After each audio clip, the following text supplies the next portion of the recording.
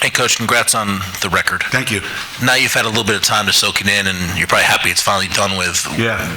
What does it mean to be now the all-time winningest coach in women's basketball, and college basketball, history, men's or women's? I was saying this earlier that,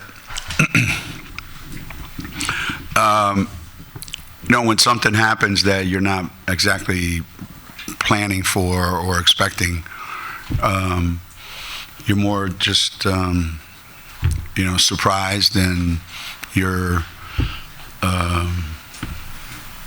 kind of lost for words a lot of times. I know it means a lot to a lot of people. A lot of people here at UConn that worked really, really hard to make it possible. You saw all the players here. Means a lot to them. Every single person that had a hand in all this, it means a lot to them to be a part of it, to come back and want to share in it. And I'm sure, when this season's over, I'll be able to, look back on it and think about it and see where, it all fits.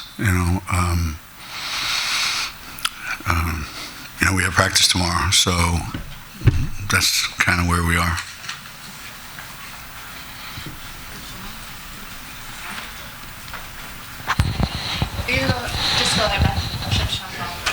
I don't need, there we go, sorry.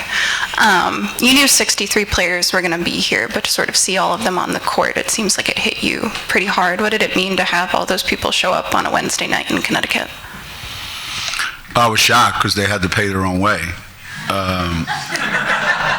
And if you know any of these guys, they all have their Holy Communion money. But they, I think Dee and Rebecca and Maya Sue, they said it. There's a thread, there's a bond that whether they played on the same team or not, there's a thread that goes through all of them that binds them together. And for me, it made it easy to answer the question about how do I feel about what just happened, and you can just point over there and say, this is what I was fortunate enough to be able to have. Not every coach, actually not any coach in America has had the good fortune, the privilege to have the players that I've had. And they took a chance. The early years, the early teams, there was nothing here to offer them, so they were going on faith, and they took a risk by coming here. They believed that there was something that we could do that was pretty unique or different. And I'm happy for them. I'm thrilled because they're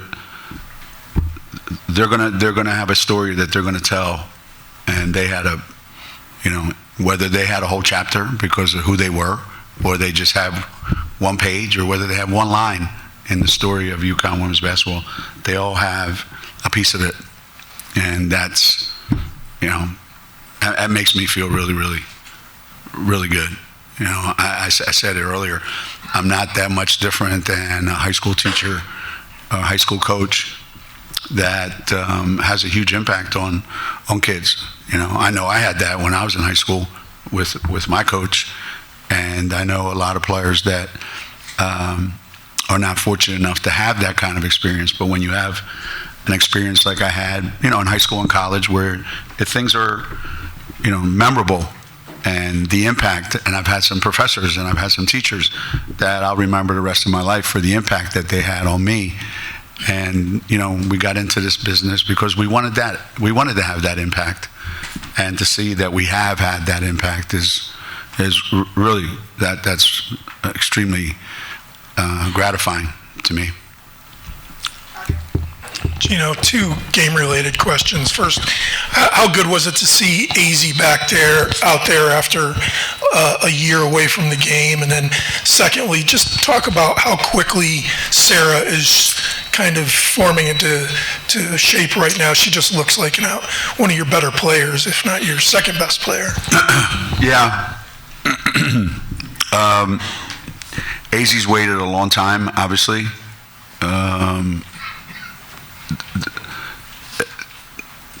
Since her junior year in high school, she's missed more basketball than she's actually played.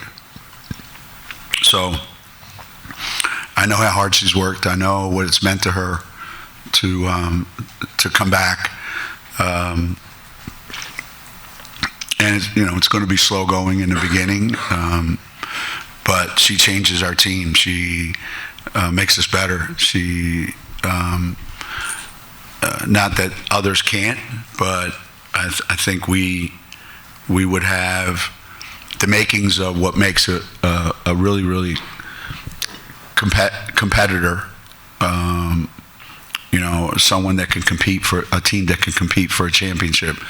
You have to have great inside play. You have to have a real good wing player, and you have to have a really, really good guard. And you look at the best teams that I've had. Whether it was Renee, Maya, and Tina, or Sue, and Dee, and they had too many. Asia, Tamika, and Swin,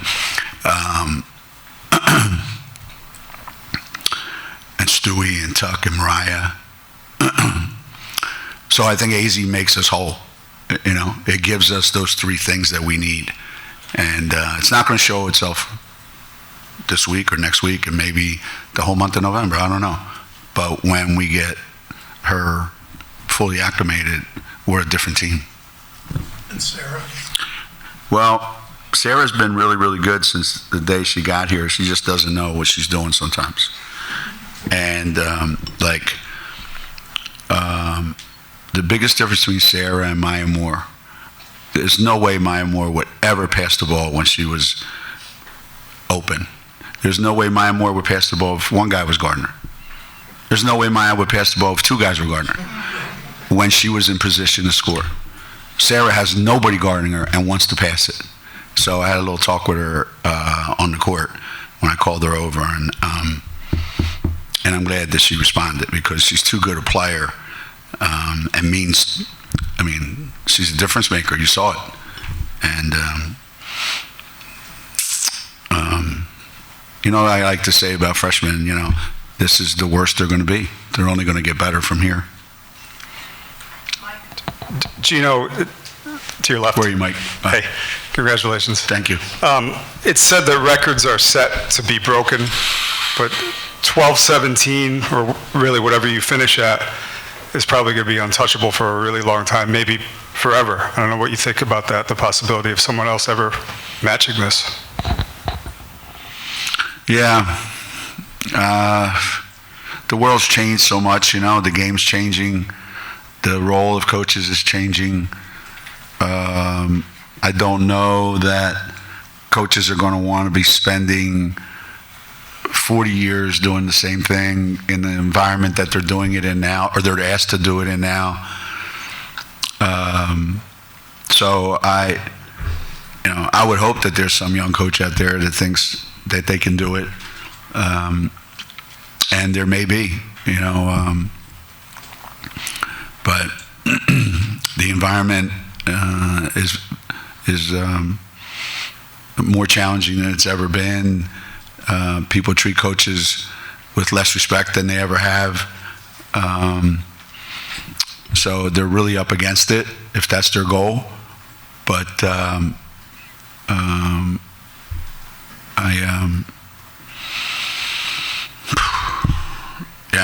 I wouldn't want to go back and do it over again. I'll tell you that.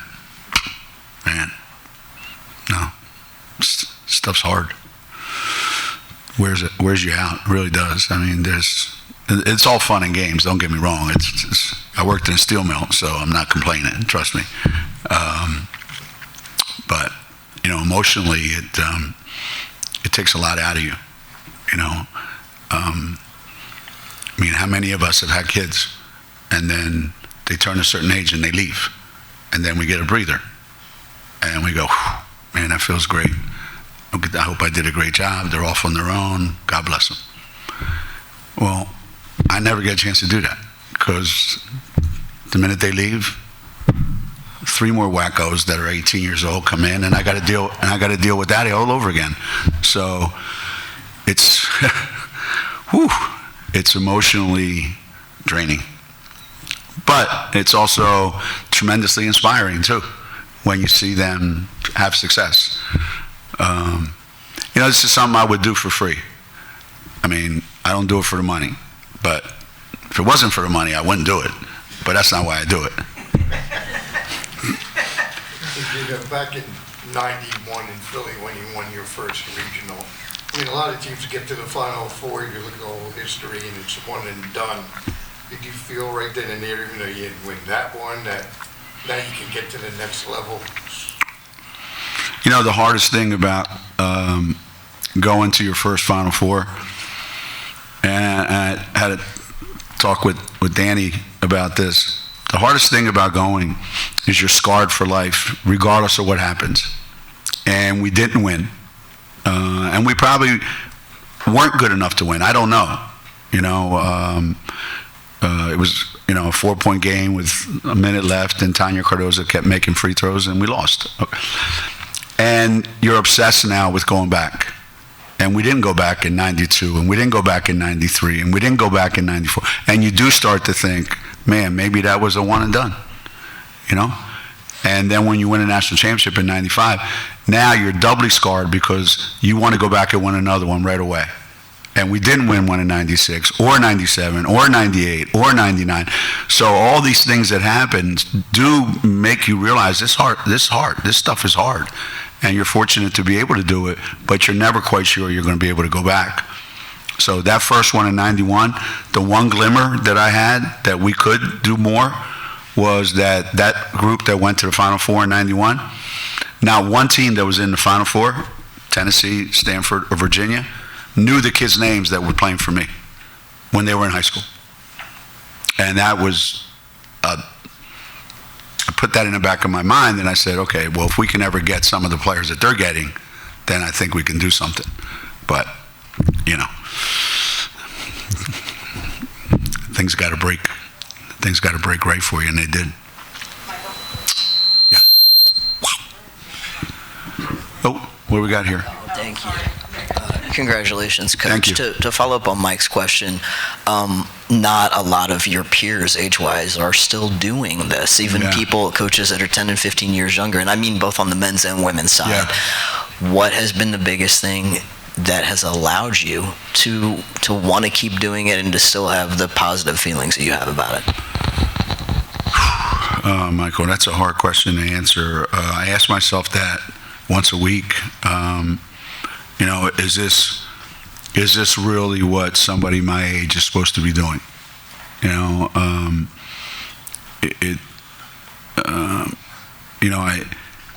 You get a beautiful day, and we've had the greatest fall probably in Connecticut since I've been here in 40 years.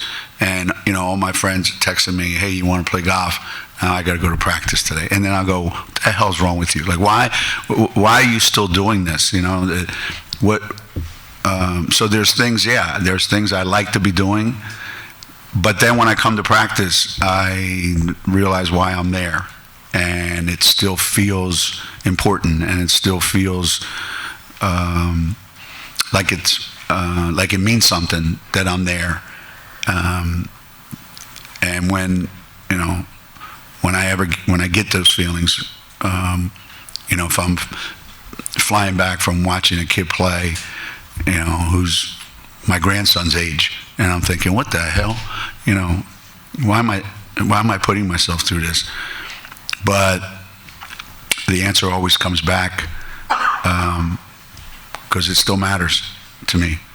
It still matters. And it matters to a lot of people that I have a contact with. It matters to my assistants. It matters to my support staff. It matters to Chris, our equipment guy. It matters to those people. And you want to matter in life, right? All right, Emily, how long are you going to wait? You talked about the toll that the injuries and everything have taken on you personally over the last couple of years. I mean, did it feel poetic for you to have tonight be the night that AZ came back and to have the reception she did and everything from the fans? Yeah, we've talked about it. Those, that cover us on a regular basis. I would say since COVID, nothing has been normal in my life, and a lot of people's lives were upended by COVID. And Paige was here during COVID, and so I've seen her try to manage that as a freshman, not even close to the college experience she expected, and then have to manage the injuries. So COVID leads to a reduced roster, which leads to heartache in the Final Four, which leads to the following year great optimism, and then heartache because we just lost a couple more players, and then optimism. Oh, we'll get everybody back next year, and then boom, it's taken from us again. And not to mention the personal, my personal loss or what happened to me, health-wise. So put them all together, and it's been a very, very difficult, 4-year period. But as bad as it was, while we were doing it, there was this sense of everybody we always play always comments on how many All-Americans we have. Like the teams that we beat in the Final Four or in the Final 8 are playing with walk-ons. Like, it's so funny, right? Like, we're the only ones that have All-Americans. So knowing that we're missing a lot of players and we're still able to have the success that we've had kind of made us feel like it's another opportunity to prove to everybody how tough we are, how good we are, how resilient we are. So we took it, all those setbacks, all those things that happened to me personally and to our team as an opportunity to show, who we are and what we're made of. I wouldn't want anybody else to go through it like it was those 4 years. But we came out of it on the other side in pretty good shape. And let's see, knock on wood, let's see where this takes us. But on a night like that, when AZ told me that AZ wasn't going to play till December, and then she walked in my office, and told me I'm going to play November 20th.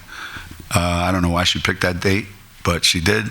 And I thought everybody was here for AZ Fud Night. So I was pretty excited to be a part of AZ Fud Night. Your name is the one that's going to go. Hey. Your name is the one that's going to go in the record book, but obviously you and CD have done this together for the whole time. Just what's made it such a great partnership, and what was it about her all those years ago that made you want her on your staff? Yeah, this is kind of wearing itself out, this story about, how much CD means to me and all that. I think we need to go on another narrative and go how lucky she is to have been a part of me and how much I've helped her and, helped her overcome all her weaknesses and had to fix all her mistakes. And, she provided, I guess her biggest contribution was, her clothing that she wears on the sidelines. She wants to impress everybody. So she should be a Hall of Famer just for that. But I'm really kind of over it with CD.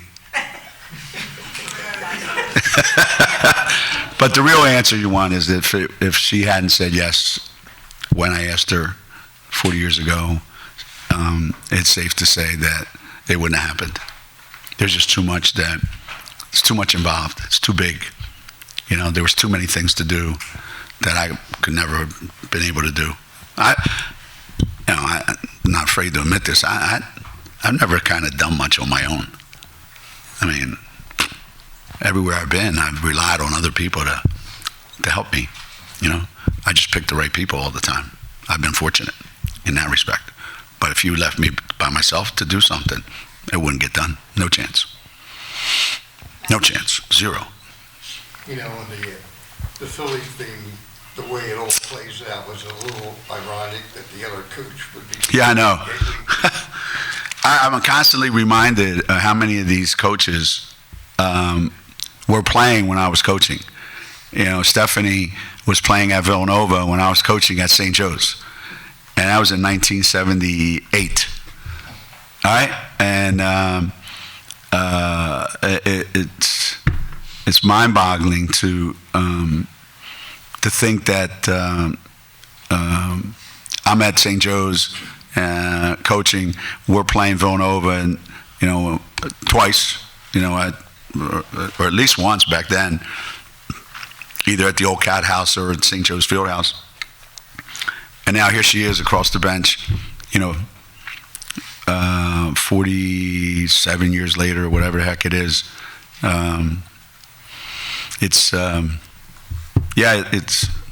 These are things that happen in like Netflix miniseries. They're not real, but fortunately, they are. You took the time when you were out there to call out your family by name, whether it was all of them or the majority of them. What does it mean to have them have made the trip out here just for this midweek game? Your family. My family. Yeah, I've got a pretty weird family when it comes to that kind of stuff. They've a lot of them kind of stopped celebrating along the way. They're kind of over it. Yeah.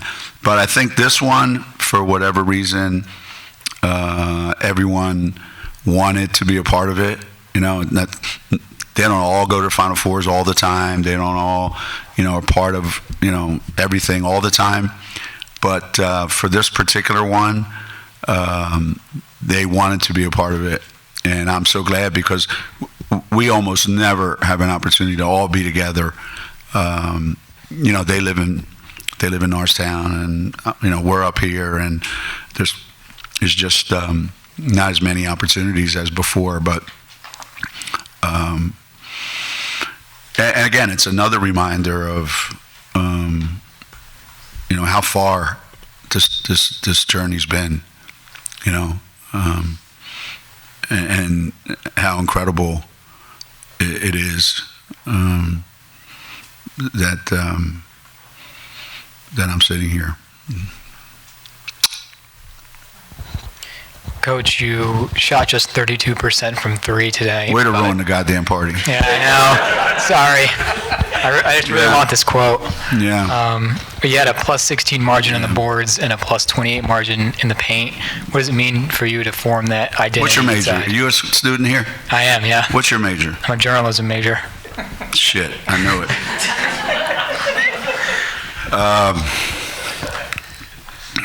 Yeah, we shot the ball lousy in the first half anyway. But I wasn't really disappointed with that because I was bitching about our defense at halftime. I didn't care about our offense, but they had 22 points at halftime, whatever the heck they had. But for me, it works this way. If we're getting really good shots on the offensive end and they don't go in, there's not much I can do about that. If they're getting really good shots and they're going in or they're not going in, then I'm pissed. So I wasn't worried about our offense. I wasn't worried about our shooting. And as long as we keep getting good shots, I have confidence in our guys that we're gonna make a lot more than we miss.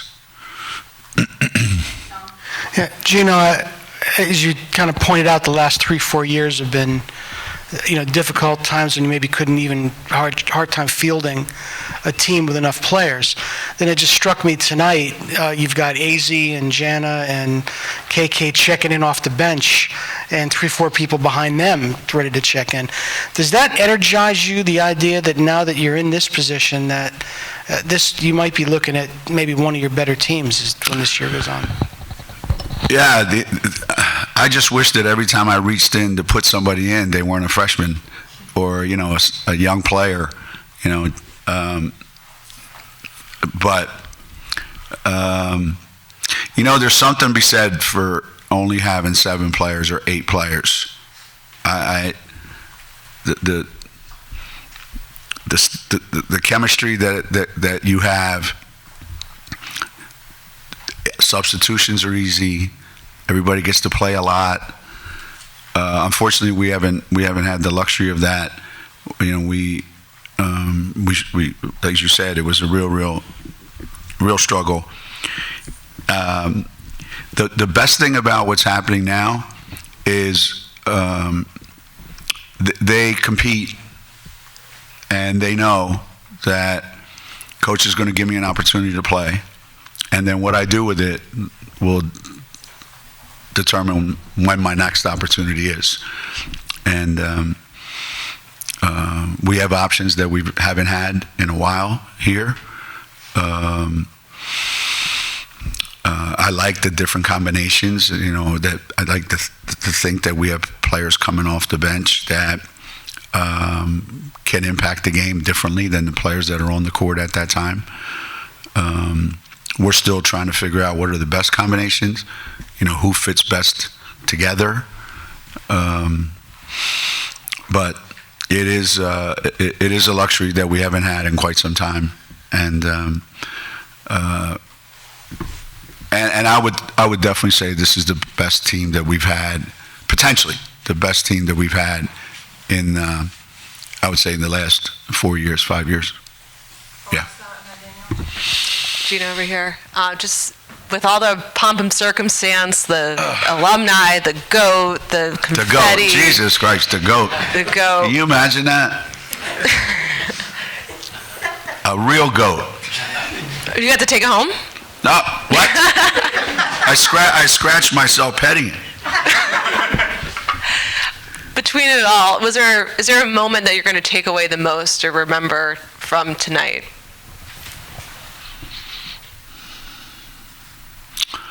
Yeah.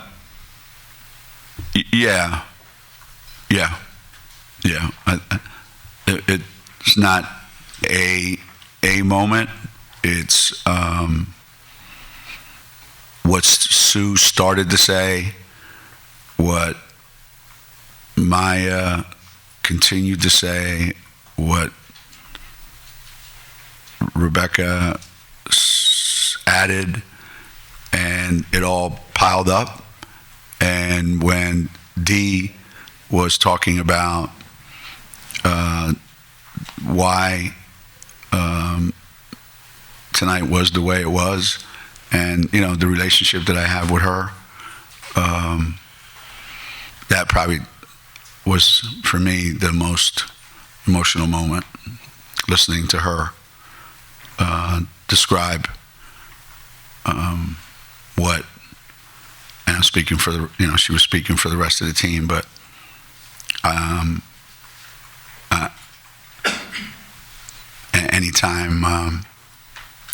anytime Dee talks about her time here with me and this program, it's very, very, very emotional for me. So that's probably the biggest moment. Why is it so emotional for you?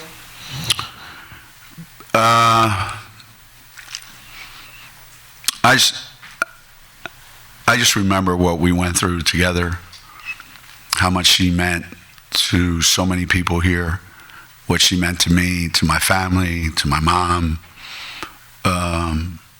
She's just one of those unique people that comes into your life, and you're better off for having her in your life. And the people on the outside, they see the competitive, snarky Dee that will cut your heart out. But there's something about her that makes me feel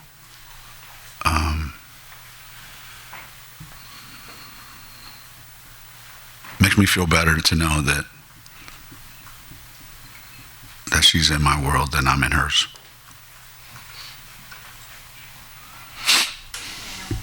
Geno, that Hello. That conversation that you had with AZ, that you talked about her picking tonight to come back, just when was that? Well, since we announced it this morning, or when did we announce it? This morning. I would say it was last night, just to keep you guys happy. You can take it for what it's worth. I'm sorry, we're done. Thank you. Thank you. Oh.